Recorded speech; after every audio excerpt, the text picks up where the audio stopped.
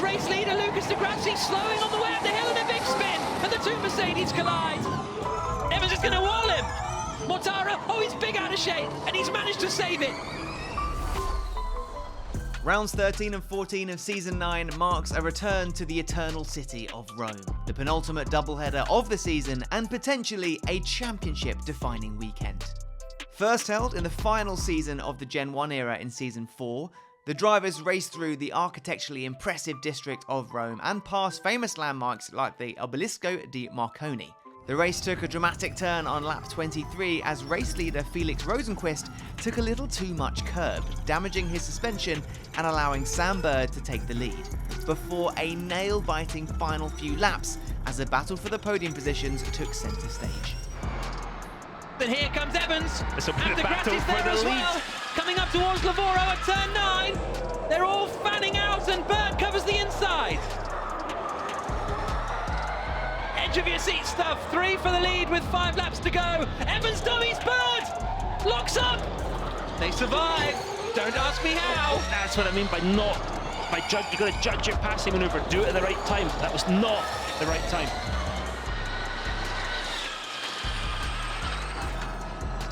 Here comes de Grassi up the inside of Evans. Evans has to give him room. De Grassi caught him napping. Evans, though, is going to get the cutback here as they come down into turn 9. He fancied this dummy before. Lotterer tries to go around the outside of Evans. Can he pull that one off? It'll be quite the move if he can. And Evans back up the inside into the obelisk chicane. Evans is desperate to stand on a formulary podium for the first time. Up the hill they come. Is Lotterer going to use that overtaking spot at turn 9? Looks to the inside. He's going for it here, Lotterer. Evans closes the door.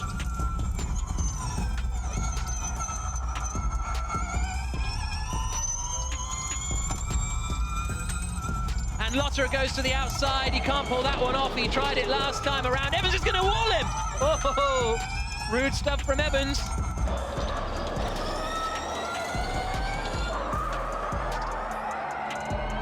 Once again, Lotterer's going to go to the outside. He's got more of an overlap this time around. He's done it.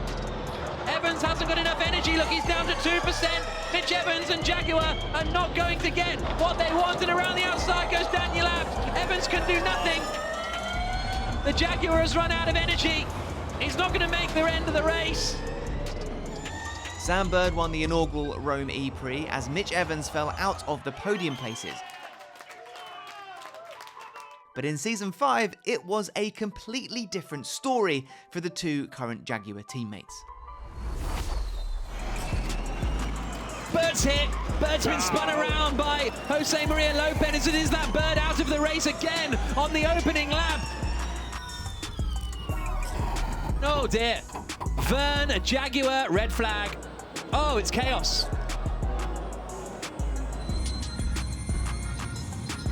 Lotterer covers the inside line. Evans goes to the outside. Oh, Lotterer squeezes and closes the door. Some more firm defending from Lotterer down towards turn 10.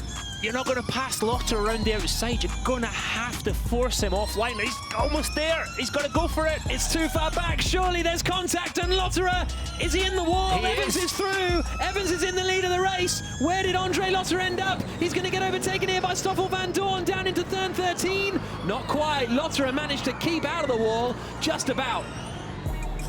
Mitch Evans through the final corner to win the Rome e-prix for Jaguar. Yes!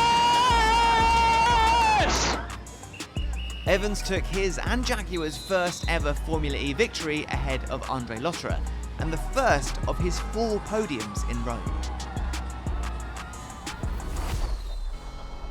After the Season 6 race was cancelled due to the pandemic, the Rome e-prix returned in Season 7 with a doubleheader and an extended track. 4 90-degree corners and a chicane were added, as well as an extended straight between turns 3 and 4. After finishing 3rd in Season 4 and 2nd in Season 5, Andre Lotterer was hoping to make it to the top step of the podium this time around. But a move on race leader Stoffel Van Dorn didn't go the way the German was hoping for.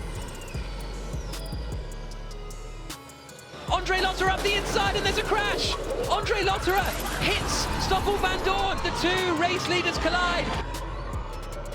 After taking the lead with just under 7 minutes remaining, it looked like a routine victory for Lucas di Grassi. But as we know in Formula E, that's very rarely the case. And there goes Bird. No, it's di Grassi slowing. It's race leader Lucas di Grassi slowing on the way up the hill in a big spin, and the two Mercedes collide. Van Dorn's in the wall facing backwards. They all had to take evasive action to avoid a slowing Lucas di Grassi, and that surely will bring out the safety car with 4 minutes plus 1 lap to go. A race to forget for the two Mercedes teammates of Nyck de Vries and Stoffel Vandoorne, whose cars collided whilst trying to avoid Lucas di Grassi. Jean-Eric Vergne claimed victory behind the safety car with the two Jaguars of Sam Bird and Mitch Evans behind.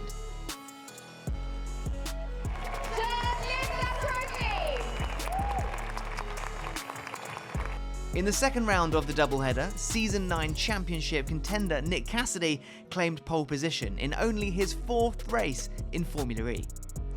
But his race quickly went from bad to worst, as he lost the lead in the opening lap before ending up in the barriers later in the race.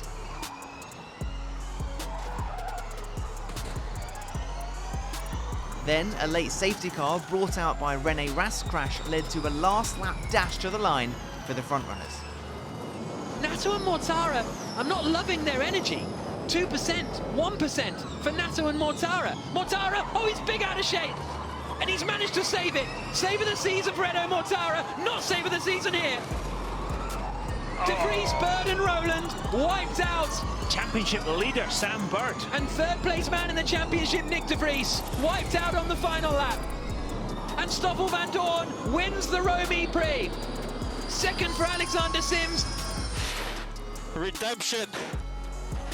Please lift your trophy.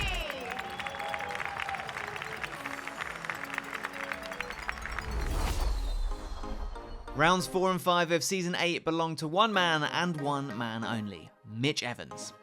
The Jaguar driver made up a total of 11 places over the weekend to take victory in both rounds of the doubleheader. And with his 3rd victory in Rome, he tied the record for the most victories at a single e-prix, a record his teammate Sam Bird also holds. Is Evans going to go for it here? Pulls to the inside. Dennis comes across. And Evans is going to have a chance to get him up the hill here, and there's a mistake. Da Costa gets passed by Dennis, and he gets passed by Evans. They're going to go side by side up the hill. We're on board with Evans. Evans is going to try and get Dennis as well at the top of the hill. Here they come. Brave move, Dennis. Up towards Piazza Gandhi. Dennis covers the inside, but Da Costa's slipping back.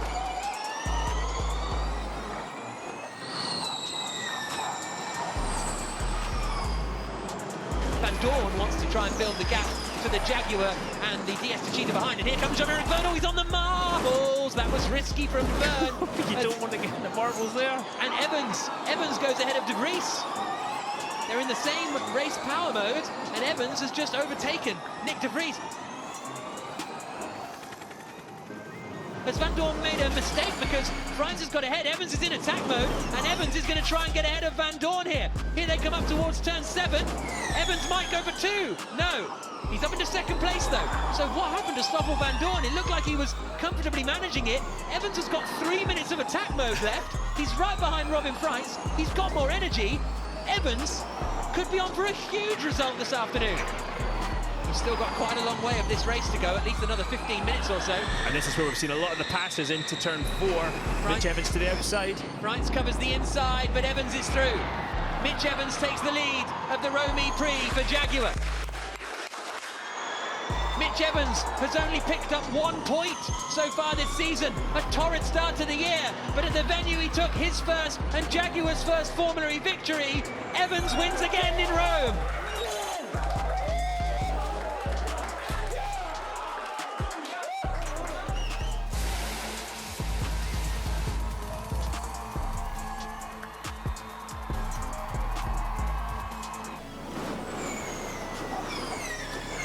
Evans does go for it. The Jaguar through.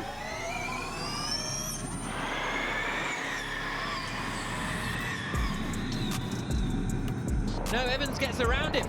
Evans around the outside then, so it looked as though Vergne covered the inside and was fairly happy, but Evans just sent it around the outside. But Freitz now, with 5 minutes and 22 seconds left of his attack mode, is going for the lead already on Evans. Robin Freitz hits the front, absolutely rapid with the extra power, and Robin Freitz for Envision Racing takes the lead of the Rome e-prix. And safety car deployed. Safety car has been deployed. Now, this is big. This could be big trouble for Mitch Evans, because you have to finish using your attack mode before the end of the race. It's going to be pretty tight, and if the field is all bunched together, Evans is just going to be sent flying back down the order. Yeah. But that could be very difficult for Jaguar and Mitch Evans to manage here. Watch for the fight back now from Mitch Evans and the number 9 Jaguar. You see it already. He's getting on it straight away, coming down the hill. We don't see many overtakes into turn 3, but he's got Jean-Eric Verne offline there, coming through the left-hander, and now Evans will go to the inside. Verne tries to cover, there's nothing he can do. Mitch Evans now, up into 3rd place. Through the left at the bottom of the hill, under the bridge, here comes Evans for 2nd place. The Kiwi to the inside. And Evans is up into 2nd position. Mitch Evans on a charge. There's applause in the Jaguar garage, just over the other side of the pit lane to us. And, well, there might be, because he might go for the lead straight away. He's right behind Andre Lotterer now. Mitch Evans on a charge, and Mitch Evans is leading the Rome e-prix again. Locks up a little into Piazza Gandhi, but Mitch Evans is in the lead. The final left-hander at turn 19. He had 1 point coming into this weekend, but it's a double win for Mitch Evans in Rome. He is the emperor. Ross goes. And yes, you've done it again! Yes! Well done! Well done! Can Mitch Evans carry on his Rome dominance in Season 9 and slingshot himself back into the battle for the championship? Find out in rounds 13 and 14 of the ABB FIA Formula E World Championship.